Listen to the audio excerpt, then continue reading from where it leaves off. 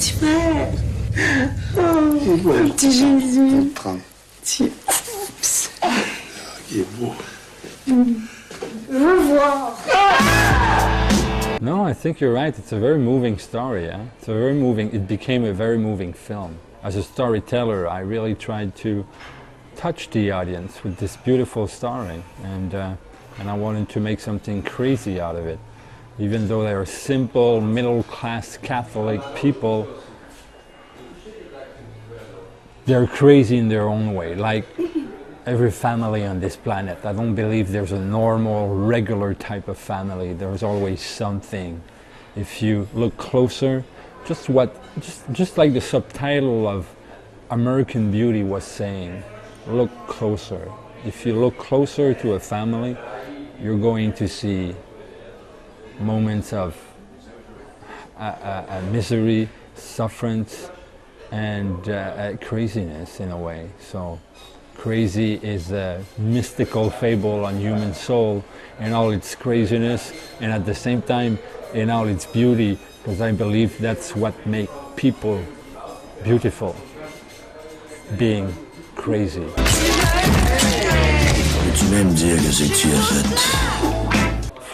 Freud based his concept and theory on Greek mythology, and I didn't go really. I was more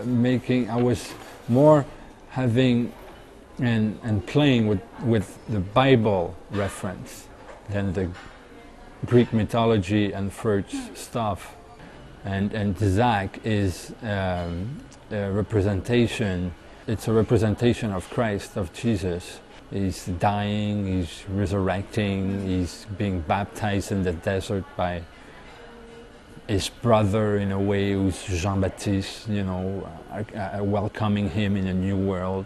But no, I didn't. To answer your question, Freud wasn't my thing and my reference. T'as de l'air épicé. En commençant par Raymond.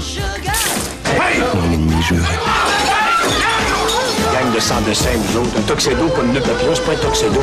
On est tous habillés pareil, c'est ça qui est beau. Hein?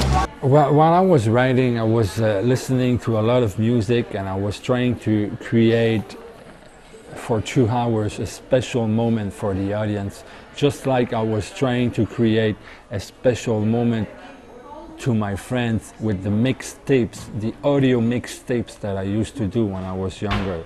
Now I'm having fun making mixed CDs, compilation of different songs. So I meticulously choose every song, and the way they mixed into each other is being taken care of meticulously also. And when I gave those tapes, you know, it was to create a special moment for 45 minutes, and then you turn the tape to the other side, it was another 45 minutes, and most of the time it was to seduce girls. So I made this film trying to seduce the audience and trying to give them for 2 hours a special moment with different emotion, different music. Music can be very powerful, can give wings, can make you dream. And in this film, that's what it does. And I wanted, in a way, in some ways, I wanted a mystical quality to the film. And the way I chose those rock and roll songs from Pink Floyd, from David Bowie, from Roy Buchanan, those songs are for the character almost like prayers. When he sings Space Oddity, can you hear me, Major Tom? He's singing, can you hear me, God? And he would like to be allowed to be himself and try to be and scream that he's different. And that's why he's really into rock and roll, because he's living a paradox. No, he would like to be like his brothers and be like everybody else and breathe like everybody else with no asthma. And just be a regular kid, but he knows deep down inside that it won't happen. And that's why rock and roll music alone in his room or with his headset makes him dream and allows him to be for 2 minutes or 3 minutes what he really is. And So when he's listening to The Great Gig in the Sky from Pink Floyd, Shine On You Crazy Diamond, The Messiah Will Come Again, those songs are like prayers for him. Contrairement au père de mes amis qui étaient tous banals et sans intérêt, le mien était le meilleur au monde. Ground control to Major. Qu'est-ce que t'as fait là?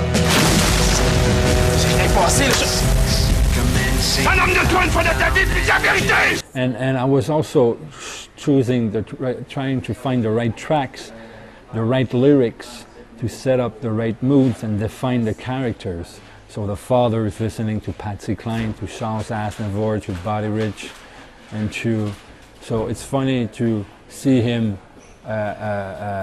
enjoying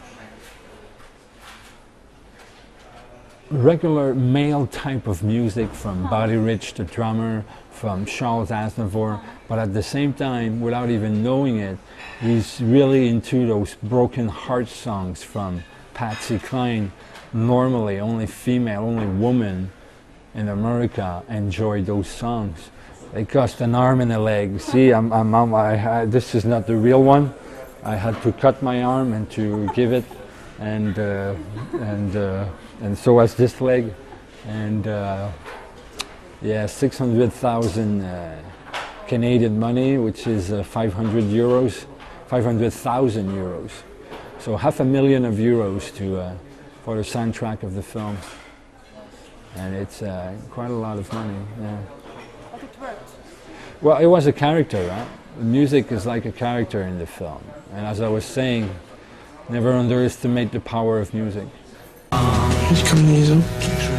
Dieu merci, tu ne seras jamais. Check ignition and may God's love be with you. 5 years to write the script, 4 years part-time, and then it didn't go well. I was working on other stuff, and I had to stop everything and to really concentrate and to write full-time. I was living on my savings at that time and on my credit cards. And that's where I took 1 year to really write the script and make what Crazy looks like today. And then 3 years to find the right partners, the right distributor and co-producer, and that was tough too. That was long, and because the film was not quite ready for what we used to do 5 years ago in Quebec, 5-6 years ago in Quebec. Everybody was telling me, you won't be able to do this here.